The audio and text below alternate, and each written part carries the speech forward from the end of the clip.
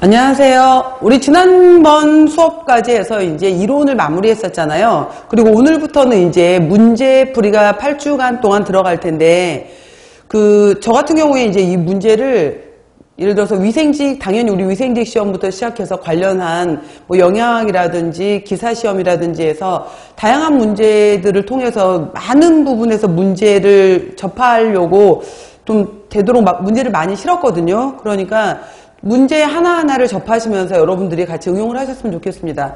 그리고 여러분들 이번 수업도 마찬가지고 특히 문제풀이 수업 같은 경우에는 그 수업을 들어오실 때 반드시 여러분들 문제를 다 풀고 들어오셔야 돼요. 그래서 수업 시간에 그냥 설명 들으면서 답을 맞춰가면서 답을 체크를 하는 것은 별 의미가 없습니다. 물론 뭐 그것도 당연히 답을 알아간다는 데 의의가 있고 그렇구나 라는 데 있겠지만은 여기는 이제 그렇구나라고 다시 한번 이론 정리를 하는 시간이 아니기 때문에 여러분들이 미리 한 번을 뭐 꼼꼼하게까지는 아니더라도 이 문제에 대해서 반드시 풀고 오셔야 돼요. 그랬을 때 효과를 몇 배로 더 보실 수 있는 거거든요.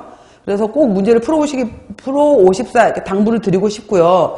그 다음에 우리 그 카페가 있습니다. 그래서 여러분 잘 알고 계시겠지만은 영양만점, 위생만점이라는 카페가 있어요. 그래서 거기 들어오시면은 식품위생지 카테고리가 있기 때문에 거기에 회원가입 하셨을 것이고 안 하신 분들은 들어오셔서 여러분들이 여러 가지 정보 주고 받으시면서 서로 간에 또 도움 받으시면서 합격의 길로 같이 가시기 바랍니다. 저도 여러분들 같이 도와드릴 수 있도록 하겠습니다. 자, 본격적으로 문제 시작하도록 하겠습니다.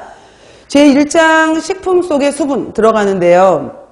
제가 챕터 들어갈 때마다 여러분들 이론 정리된 내용들을 드릴 거예요. 그래서 오늘 이제 나눠드린 부분에서 제1장 식품 속의 수분 이렇게 드렸죠. 그러면은 지금 2페이지 정도로 제가 간단하게 중요한 내용들만 정리를 해놨어요. 그래서 보시면 1번에 물의 구조라고 나와 있고요. 2번에 자유수, 결합수 이렇게 나와 있고요.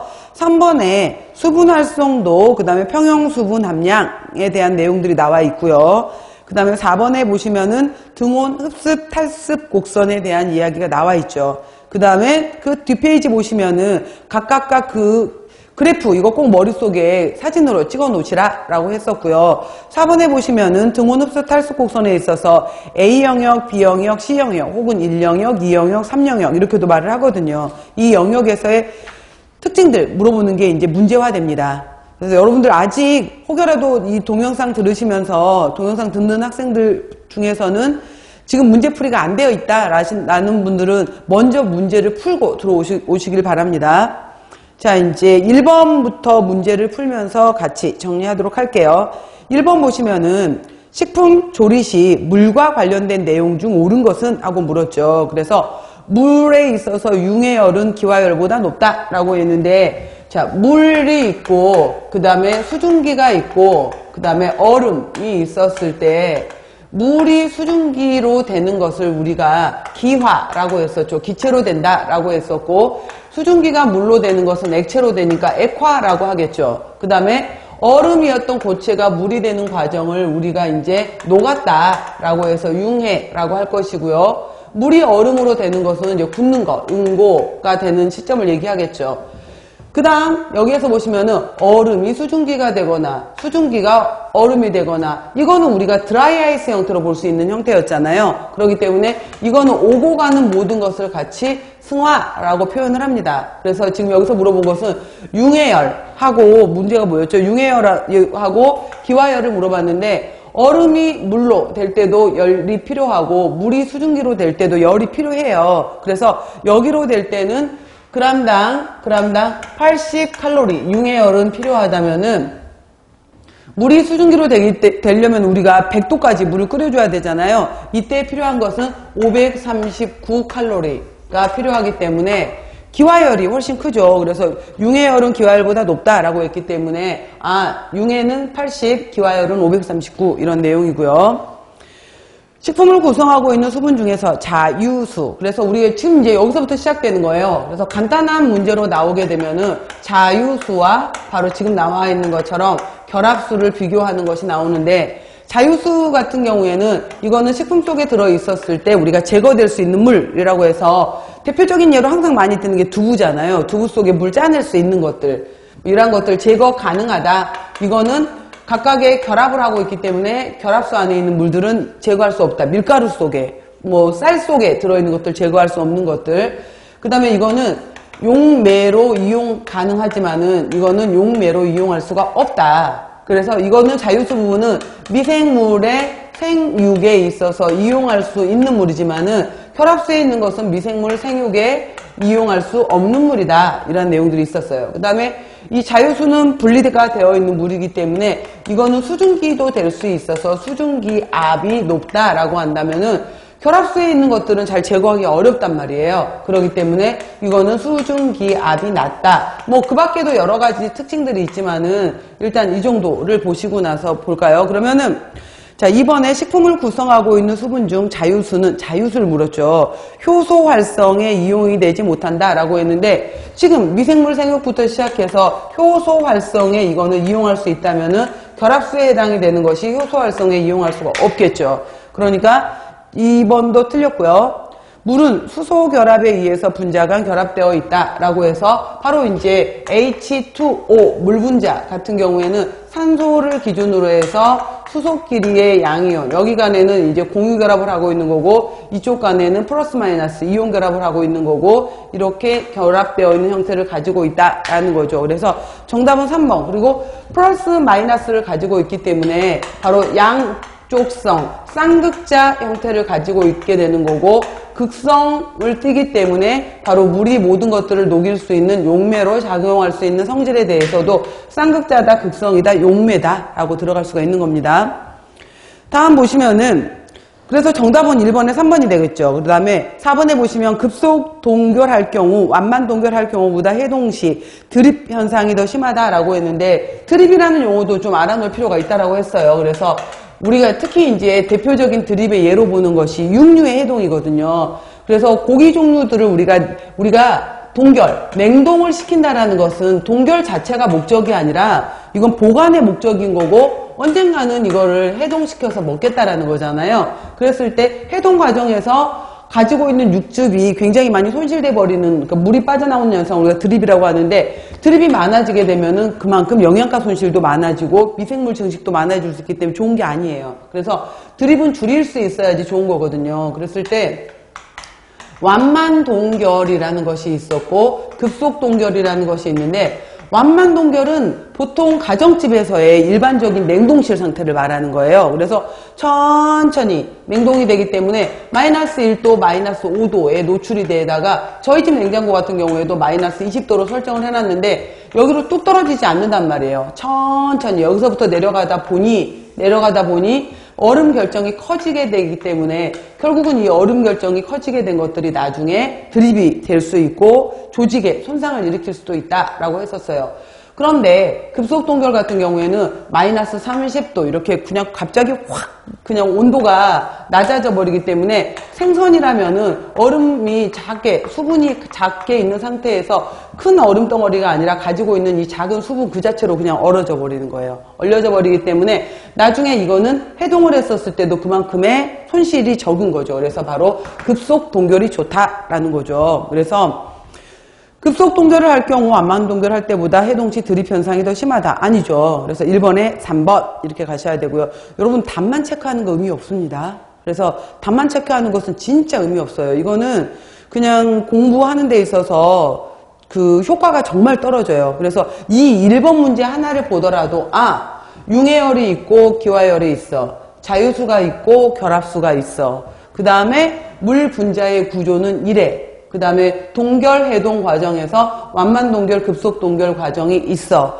그 다음에 해동 같은 경우에도 예를 들어서 냉장고에서 해동했던 완만하게 해동하는 냉장고 내 해동이 제일 좋았어요. 1일 정도 시간을 두고 나서 온도 변화가 적기 때문에 영양소 소실이 가장 좋은 거죠. 이게 가장 좋은 거였고요. 양은 많은데 빠르게 해동해야 되겠어 라고 할 때는 포장된 상태로 해서 흐르는 물을 통해서 유수해동을 시켜주는 것도 방법이 될 수 있어요. 양이 적어? 라고 할 때는 전자레인지를 이용하는 것도 양이 적을 때는 방법이 될 수 있어요.